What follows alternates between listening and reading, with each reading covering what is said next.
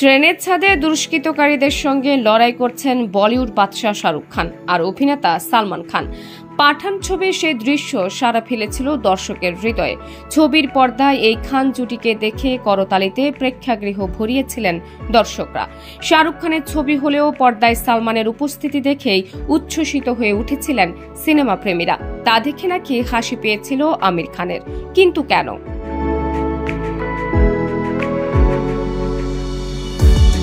সম্প্রতি আনন্দবাজারের এক প্রতিবেদন সূত্রে জানা যায়, এক সাক্ষাৎকারে আমির খান বলেছেন তিনি নাকি এখনো পাঠান দেখেই উঠতে পারেননি, কিন্তু ছবির এই নির্দিষ্ট দৃশ্য দেখে নাকি খুব হাসি পেয়েছিল তার।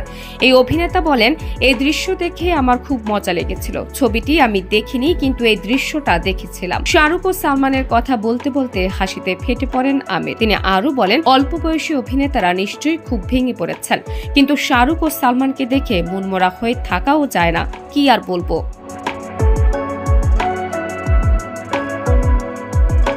ছবিতে দেখা যায় গুন্ডাদের হাত থেকে শাহরুখকে বাঁচাতে এসেছিলেন সালমান খান। সেই লড়াইয়ের দৃশ্য নিয়ে আলোচনাও হয়েছে বিস্তর।